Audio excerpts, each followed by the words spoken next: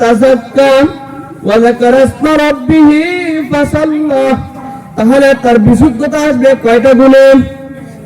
কয়টা গুণে? দুইটা। বিশুদ্ধতা আসবে কয়টা গুণে? দুইটা। একটা হলো কি আল্লাহ তাআলার জিকির আজকার করা, একটা হলো কি আল্লাহ তাআলার জিকির আজকার করা, আর একটা কি দৈনন্দিন 5 ওয়াক্ত নামাজ পড়া, সময় অসময়ে নফল নামাজগুলি পড়া, তাহাজ্জুদের নামাজ পড়া, ইশরাকের নামাজ পড়া, আওয়াবিনের নামাজ পড়া, বিভিন্ন ওয়াক্তের সময় অসময়ের নামাজগুলি পড়া। এইভাবে আস্তে আস্তে যখন পড়তে থাকবেন, নামাজ পড়তে পড়তে পড়তে পড়তে যখন নামাজ তার আমলের সাথে অ্যাডজাস্ট হয়ে গেছে, এখন কিন্তু আমি নামাজ ছাড়তে পারি না। এক ওয়াক্ত নামাজ ছাড়লে কেমন হয়ে যায়? যেমন একটা মুরুগকে যখন জবাই করা হয়, জবাই করার পরে সে ছটফট করতে থাকেন। 5 ওয়াক্ত নামাজি একটা ব্যক্তির এক ওয়াক্ত নামাজ যদি ঘটনা করে শুইতে যায়, জবাকৃত মুরগের মতো সে কিন্তু ছটফট করতে থাকে। এখন কিন্তু আপনার অন্তরের মধ্যে নামাজের তাসির পড়া শুরু হলো। কি করবেন? আল্লাহ তাআলা অনেক আয়াতের মধ্যে বলেন, ইয়া আইয়ুহাল্লাযীনা আমানু যিকুরুল্লাহা যিকরাতান যিকরা, ইয়া আইয়ুহাল্লাযীনা আমানু যিকুরুল্লাহা যিকরান কাসীরা ওয়া ইউসাব্বিহু বুকরাতান ওয়া আসীলা। আল্লাহ তাআলা মুসলমানদের, সমস্ত মুসলমানদেরকে লক্ষ্য করে বলতেছেন, ইয়া আইয়ুহাল্লাযীনা আমানু, হে ঈমানদারগণ। ঈমানদারগণ বলতে কি খালি আলেমকে বোঝায়? আমি প্রশ্ন করলাম, শুধু আলেমদেরকে বোঝায়? শুধু হুজুরদেরকে বোঝায়? শুধু মসজিদের ইমাম, মাদ্রাসার ছাত্র না, বরং আমরা যত মুসলমানগণ লা ইলাহা ইল্লাল্লাহু মুহাম্মাদুর রাসূলুল্লাহকে গ্রহণ করেছি, বিশ্বাস করেছি, মুখে স্বীকার করি, আমলে বাস্তবায়ন করি, আমরা সকলেই তো নাকি? সকলকে উদ্দেশ্য করে বলতেছে, ইয়া আইয়ুহাল্লাযীনা আমানু যিকুরুল্লাহা যিকরান কাসীরা, হে মুমিনগণ, হে মুসলমানগণ, তোমরা বেশি বেশি পরিমাণ জিকির করো। আমার দিকে তাকান, এদিক সেদিক তাকান কেন? এদিকে তাকান। হে মুসলমানগণ, তোমরা মাওলা পাকের জিকির বেশি বেশি করে করো। হাদিস শরীফে আসছে বেশি, কত বেশি হবেন? কত বেশি হবেন? কয়েকটা মুমিন যখন আল্লাহ পাকের জিকির আজকার করেন, জিকির করতে করতে করতে করতে একটা বেদিন মুনাফিক ফাসিক সেই জিকিরকারী ব্যক্তিকে দেখিলাম, যখন বলে আল্লাহু আকবার, এই ব্যক্তিরা তো এখন তার মাওলার জন্য পাগল হয়ে গেছে, তার মাওলার জন্য পাগল হয়ে গেছে। তখনই বোঝা যাবে তার জিকিরটা বেশি হইতেছে। আল্লাহু আকবার। সকাল সন্ধ্যা আমরা 5 ওয়াক্ত দৈনিক 5 ওয়াক্ত নামাজের পড়ে আমরা সকাল সন্ধ্যা জিকির আজকার করি কি করি না? অনেকে করি, অনেকে করি না। কিন্তু কোরআনের মধ্যে বলতেছেন, যদি আমি আমাকে বিশুদ্ধ করতে চাই তাহলে আমার এই দুইটা গুণ থাকতেই হবে। একটা গুণ হলো জিকির করা, আর একটা গুণ হলো নামাজ পড়া। নামাজ পড়ি ইমামের পিছনে, জিকির করি নিজে নিজে পড়ি, জামাতের সাথে করি, অনেক সময় জিকির আজকার করি। কোরআন তেলাওয়াতটাও কিন্তু জিকিরের মধ্যে শামিল। কোরআন তেলাওয়াতটাও কি জিকিরের মধ্যে শামিল। তাহলে দেখেন বাজান, আমি এই জায়গাটা আমাদের দুই একটা কথা বলে আমি আলোচনা শেষ করব। এ ভাই একটু বাড়ানো জানো, সমস্যা করতেছে। তো দেখা যায় এই জিকির আজকারের বিষয়টা দেখেন, আল্লাহ তাআলা বলতেছেন, ক্বাদ আফলাহা মান তাযাক্কা, যখন তুমি তোমাকে বিশুদ্ধ করতে পারো, বিশুদ্ধ করা ব্যতীত তুমি সফলতা হতে পারবে না। সফলতা ব্যতীত যদি তুমি কবরে যাও, কবরে খুব খুব বেশি বেশি ভয়াবহ অবস্থা। সুতরাং দুনিয়া এবং আখিরাতে সফলতা আসতে গেলে কি করতে হবে? বিশুদ্ধ হতে হবে। বিশুদ্ধ হওয়ার জন্য কয়টা গুণ বলেন? কয়টা গুণ? দুইটা। একটা হলো কি? একটা হলো জিকির করা, একটা কি? নামাজ পড়া। ওয়া যাকারা ইসমু রাব্বিহি, তার রবের জিকির করা। 2 নম্বর গুণ হলো ফাসাল্লাহ। 2 নম্বর কি? নামাজ পড়া। 1 নম্বর গুণ কি? তার মাওলার জিকির করা। বলেন 1 নম্বর গুণ কি? আল্লাহর জিকির করা। 2 নম্বর গুণ কি? 5 ওয়াক্ত নামাজ পড়া। এই 2 গুণ অর্জন করলে কি হয়? ক্বাদ আফলাহা, সে বিশুদ্ধ অর্জন করতে পারে। সুতরাং বিশুদ্ধ অর্জন করলে কি হয়? কাফলাহা, সে বিজয় লাভ করলো। কোথায়?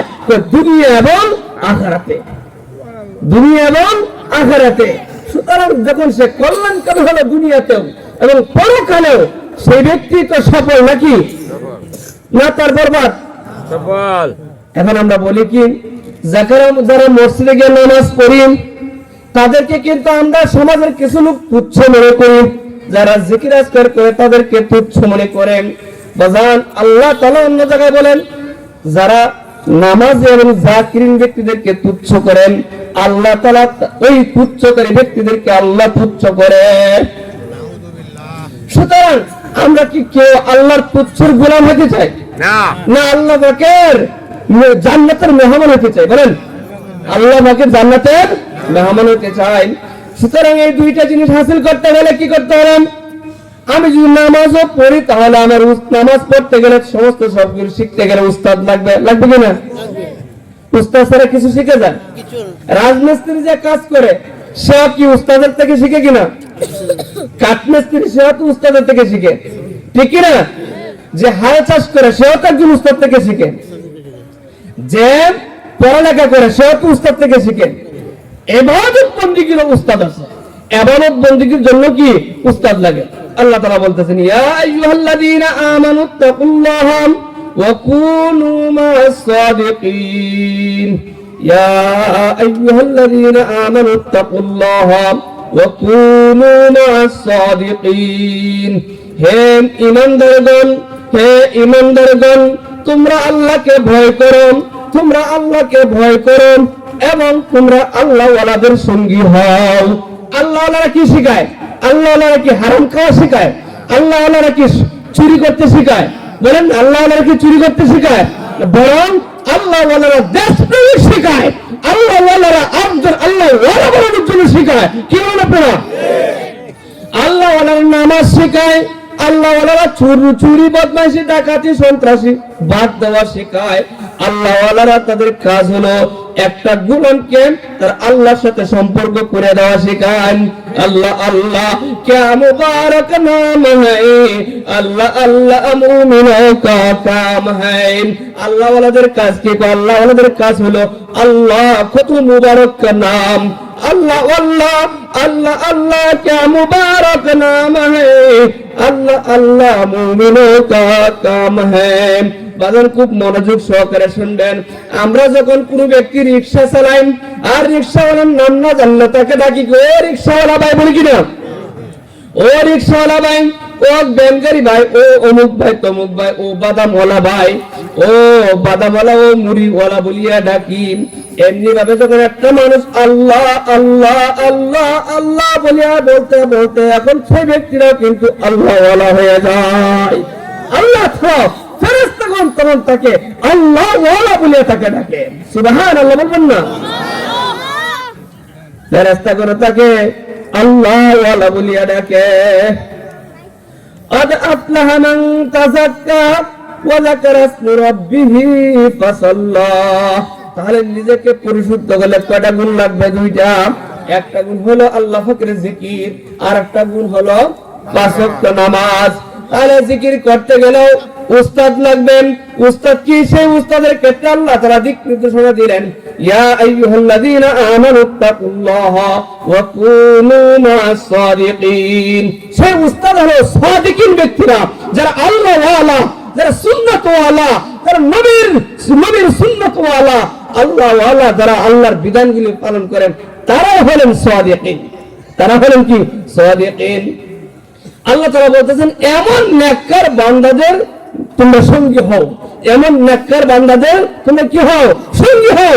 আমরা হাজারো উদাহরণ দিতে পারি, হাজারো উদাহরণ দিতে পারি। মরহুম হযরত ফজলুল করিম রাহমাতুল্লাহি আলাইহি, ওনার সোহবতে হাজারো সুর, ডাকাত, বদমাইশ, গাঁজাখোর, মদখোর, ইতরামি, ইথর, বড় বড় কুখ্যাত ব্যক্তিরা হযরত ফজলুল করিম রাহমাতুল্লাহ আলাইহির সোহবতে গিয়ে তারা আল্লাহওয়ালা হয়ে গেছে। যেমন আমি একটা ঘটনা বলি, এখনো তিনি জীবিত। এই যে বাচ্চু ভাই, তিনিও কিন্তু সিলেট থেকে একজন আছে, তাকে বলে কালো মাস্তান।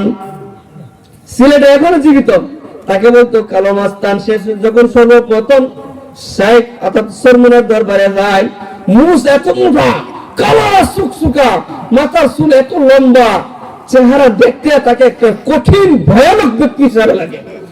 এত ভয়ানক ব্যক্তি যখন গেল ঈশ্বর দেখে একটু ঝাঁকি মারলো, কি আশ্চর্য, এমন একটা ব্যক্তি তো দেখা যায় না, মুস এত মোড়া, চুল এত লম্বা, কালা চিকচিকা, চোখগুলি বড় বড় লাল হয়ে রয়েছে, দেখতে একটু কুখ্যাত না।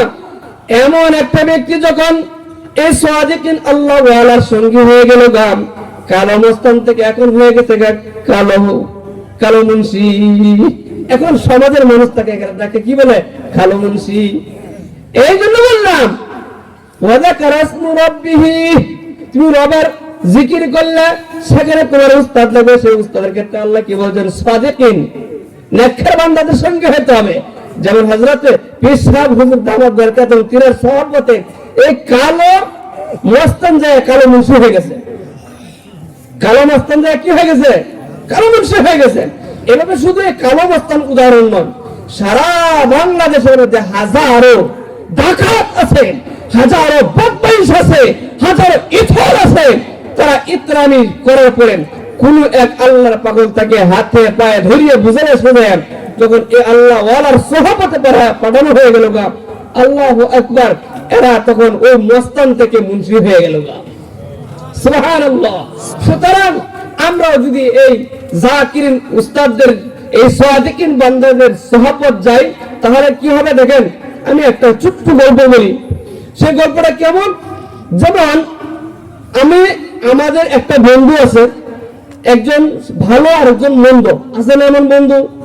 কিন্তু এক বন্ধু আরেক বন্ধু সম্পর্কে এত গভীর ভাবে জানে না, তার চরিত্র কেমন সে এত বেশি জানে না। এক বন্ধু আরেক বন্ধুকে বললো, ভাই মনটা একটু খারাপ লাগতেছে, চলো একটু ঘুরতে যাই।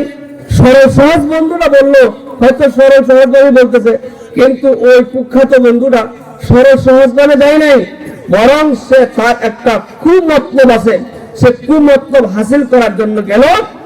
আর ওই কুমতলবওয়ালা বন্ধু সে এক বেচারার গরুর গোল আছে, আমরা তো বলি গোল, বুঝি তো সবাই, ওই পিছনের দরজাতে গোলে ঢুকলো আর সরল সহজ বন্ধুকে সামনে দাঁড়ায় রাখলো। এই যে গোলে ঢুকলো, এই গরুর এই গোলের যে মালিক সেও টের পাইলো, আর ওই চুরো কিন্তু টের পাইলো যে মালিক টের পাই গেছে গা। এখন সে পিছনের দরজাতে সে দৌড় মেরে চলে গেছে গা। মালিক এসে দেখে যে সরল সহজ ভালো বন্ধুটা সে দাঁড়ায় রয়েছে, এদিক দিয়ে গরুর শিশারা। এখন ওই ভালো মানুষটা কি ভালো থাকবে না কি হবে বলেন তো দেখি? সাহাবতে সালে তুরা সালে কুনাদুম, সাহাবতে তালে তুরা তালে কুনাদ। তাহলে কি, যদি তুমি নেককার বান্দাদের সঙ্গে হও তাহলে তুমিও নেককার হয়ে যাবা। সুবহানাল্লাহ। তুমি যদি কুখ্যাত ব্যক্তির সঙ্গে হও, ডাকাতের সঙ্গে হও, তাই বড় মানুষটা কিন্তু ডাকাত হয়ে গেছে না, হয়েছে কিনা?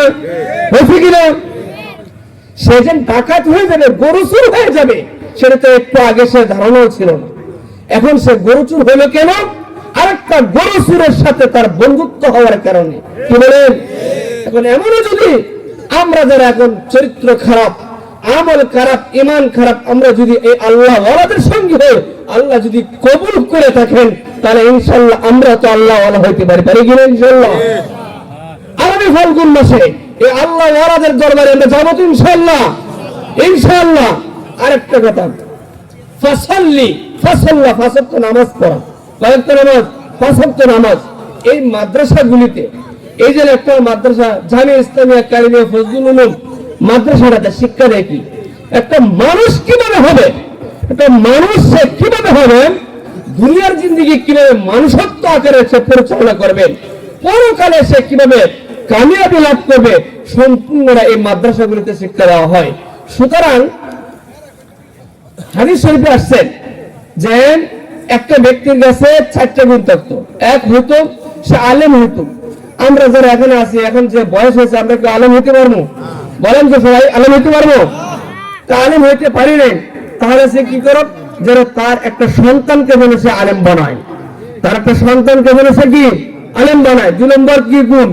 2 নম্বর গুণ কি বললো? যেন সে হইতে পারে না, তার সন্তানকে যেন কি বলে আলেম বানায়।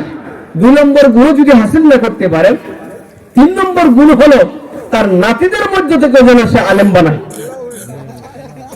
যদি না হয়, 4 নম্বর গুণটা হলো সে যেন আলেমদের সাথে সুসম্পর্ক রাখে। 4 নম্বর গুণটা কি? সে যেন আলেমদের সাথে সুসম্পর্ক রাখে। আল্লাহ রাসূল বলেন ওয়ালাইসা খামসান, তুই 5 নম্বর ব্যক্তি হও না। 5 নম্বর ব্যক্তি কি? 5 নম্বর ব্যক্তি হলো যে আলেম বিদ্বেষী, আলেম দেখতে পারে না, কোরআন দেখতে পারে না, হাদিস দেখতে পারে না, মাদ্রাসা দেখতে পারে না, নামাজি দেখতে পারে না, সে ইসলাম দেখতে পারে না, সুন্নাত দেখতে পারে না, এমন বিদ্বেষী, ইসলাম বিদ্বেষী, আলেম বিদ্বেষী, কোরআন বিদ্বেষী। আল্লাহ রাসূল বলেন ওয়ালাইসা খামসান, তুই 5 নম্বর ব্যক্তি হইও না। 5 নম্বর ব্যক্তি হলে কি হবে? লানাতুল্লাহি আলাইহি, তার উপর আল্লাহ তাআলার পক্ষ থেকে গজব পড়ে। আমরা আমাদের পক্ষ থেকে নিজেদের প্রত্যেকের 2-3টা সন্তান তাহলে কমসে কম একটা সন্তানকে হলে মাদ্রাসায় পড়াবো কিনা ইনশাআল্লাহ? ইনশাআল্লাহ। আরেকটা হলো দেখেন, এই মাদ্রাসাগুলিতে যদি আমি আমার পকেটে দৈনন্দিন আমরা 100 টাকা খরচ করি, 10টা টাকা দান করি, 10টা টাকা দান করলে এই 10 টাকার উসিলা যদি 20টা ছেলে হাফেজ হয় আর সে অনুপাতে আমল করে, তার হাফেজ হওয়া এবং আমলের মধ্যে যতগুলি ভালো কাজ করবে, প্রত্যেকটা ভালো কাজের এক অংশ আমি যে 10 টাকা দিয়েছিলাম মাদ্রাসায়, তার উসিলা করে এক অংশ সব আমি পাবো ইনশাআল্লাহ। সুতরাং আমরা এই গুণে গুণান্বিত হতে পারবো কিনা ইনশাআল্লাহ? قد أفلح من زكاها وقد خاب من دساها। যদি নিজেকে নিজে পরিশুদ্ধ না করতে পারে তাহলে কি হবে? তাহলে সে আল্লাহ বলেন সে ধ্বংস হলো। যদি আমি দুনিয়া থেকে আমাকে পরিশুদ্ধ করে আমি কবরের দিকে রওনা করতে পারি, বাজান 2টা চোখ বন্ধ করে দেখেন, তাহলে আমি কবরটা হবে আমার জান্নাতি একটা কবর। আর যদি আমি আল্লাহ আমার নিজেকে পরিশুদ্ধ করিয়ে যদি না করিয়ে যদি কবরের বাসিন্দা হই, তাহলে আমার কবরটা হবে একটা আযাব গজবের একটা কবর। বলতে পারেন যে আল্লাহ রাসূল সাল্লাল্লাহু আলাইহি ওয়াসাল্লাম হাদিস শরীফের মধ্যে বলেন যে এই সমস্ত শরীরটা সুস্থ থাকে কিভাবে? আন-নুমান ইবনে বাশির রাদিয়াল্লাহু তাআলা আনহু قال رسول الله صلى الله عليه وسلم আলা ইন্না ফিল জাসাদি مضغة إذا صلحت صلح الجسد كله وإذا فسدت فسد الجسد كله ألا وهي القلب। আল্লাহ রাসূল সাল্লাল্লাহু আলাইহি ওয়াসাল্লাম হাদিস শরীফে বলেন যে প্রত্যেকটা ব্যক্তির নিকট এমন একটা গোশতের টুকরা আছে, যে গোশতের টুকরাটা যদি সুস্থ থাকে তার সমস্ত শরীরটা সুস্থ, আর যদি তার ওই গোশতের টুকরাটা অসুস্থ হয়ে যায় তাহলে তার সমস্ত শরীরটা অসুস্থ হয়ে যায়। সেই গোশতের টুকরাটা হলো ওয়াহিয়াল কলব। সেই গোশতের টুকরার নাম কি? সবাই বলেন দিলেন কলব। সেই গোশতের টুকরার নাম কি? কলব। আর এই কলবটা পরিশুদ্ধ হয় কিভাবে? আল্লাহ রাসূল সাল্লাল্লাহু আলাইহি ওয়াসাল্লাম হাদিস শরীফের মধ্যে বলেন عن عبد الله بن عمر رضي الله تعالى عنهم قال رسول الله صلى الله عليه وسلم لكل شيء سقالة وسقالة القلب ذكر الله। দুনিয়াতে প্রত্যেকটা জিনিসের মধ্যে ময়লা ধরে কিনা? কাপড়ের মধ্যে ময়লা ধরে, লোহার মধ্যে ময়লা ধরে, সমস্ত জিনিসের মধ্যে কি হয় যে ময়লা ধরে কিনা? যে এমন ভাবে আল্লাহ রাসূল বলেছেন যে এমন ভাবে দিলের মধ্যেও ময়লা হয়। দিলের মধ্যে কি হয়? ময়লা হয়। তো দিলের ময়লা সমস্ত ময়লাগুলি পরিষ্কার করে। কাপড়ের ময়লা কিভাবে পরিষ্কার করে? সাবান, চুড়া ইত্যাদি দ্বারাতে। এবং লোহার মধ্যে যদি ঝংকার ধরে কিভাবে পরিষ্কার করেন? রেত দ্বারাতে। এমনি ভাবে যদি তোমার দিলের মধ্যে গুনাহ নামক ঝংকার ধরেন, তোমার দিলের মধ্যে যদি গুনাহ নামক ঝংকার ধরে, রাসূল কি বলেন? লিকুল্লি শাইইন সিকালাতান, দুনিয়ার সমস্ত বস্তুর মধ্যে ময়লা ধরেন। ওয়াসিকালাতুল কলবি যিকরুল্লাহ, কলবের ময়লা পরিষ্কার করবে আল্লাহর জিকিরের দ্বারাই। কলবের ময়লা পরিষ্কার করবে কি দ্বারাই? আল্লাহর জিকিরের দ্বারাই। আল্লাহ পাগলগণ কিন্তু দিন রাত সবসময় জিকির আজকারের মধ্যে শামিল। আল্লাহু আকবার। মুফতি আযম ফজলুল্লাহ রাহমাতুল্লাহি আলাইহি তার শেষ জীবনের মধ্যে যখন ইন্তেকালের আগ মুহূর্তে শরীরটা একটু অসুস্থ হয়ে পড়েন, তখন যখন অসুস্থ হয়ে পড়েন আত্মীয় স্বজনরা তারা তাকে মেডিকেলে নিতে রওনা করলাম, কিন্তু তিনি মেডিকেলে যাইতে রাজি নন। আল্লাহু আকবার। মেডিকেলে যাইতে রাজি নয়। তিনি বললেন তোমরা সূরা ইয়াসিন পড়ো। আত্মীয় স্বজনের কিন্তু সহ্য হয় নাই। মেডিকেল থেকে ডাক্তার নিয়ে আসলেন। এক ডাক্তারের সমস্ত শরীর রিপোর্ট করলাম, করিয়া সে রিপোর্ট কিছু বলতেছে না। দ্বিতীয় নম্বর আর একটা ডাক্তার আনলো, 2 নম্বর ডাক্তার কিছু বলে না। 3 নম্বর ডাক্তার আনলো, 3 নম্বর ডাক্তারও কিছু বলে না। কিন্তু 3 ডাক্তার একত্রিত বইয়া একজন একজনকে জিজ্ঞাসা করলো, বাজান তুমি যে হুজুরের শরীরের মধ্যে টেলিস্কোপ লাগাইয়া জানতে পারলা, কি জানলা? আমি শরীরে যে জায়গার মধ্যে টেলিস্কোপের মধ্যে লাগাই, যে জায়গার মধ্যে টেলিস্কোপ লাগাই, সেই জায়গায় থেকে আওয়াজ আসে শুধু আল্লাহ আল্লাহ আল্লাহ। 2 নম্বর ডাক্তার বলে, আমি যে জায়গায় টেলিস্কোপ লাগাই সেই জায়গা থেকে কিন্তু আল্লাহ আল্লাহ উত্তর আসে।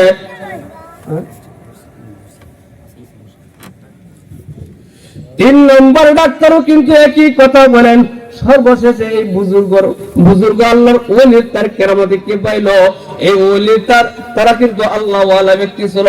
তার শরীরের সমস্ত পশমগুলির পর্যন্ত মাওলার জিকিরের জবান খুলিয়া গেছে। সুতরাং যতটুকু আলোচনা করছি, আল্লাহ তাআলা আমাদের সবাইকে যেন আমল করার তৌফিক দান করেন। সুতরাং আমি কি বললাম, আলোচনার সর্বমোট যে নিজেকে পরিশুদ্ধ করতে গেলে কয়টা গুণেন? 2টা। একটা হলো আল্লাহ পাকের জিকির, একটা হলো কি দৈনিক 5 ওয়াক্ত নামাজ। আল্লাহ তাআলা আমাদের সবাইকে আমল করার তৌফিক দান করেন। সবাই বলেন আমিন। আলহামদুলিল্লাহ।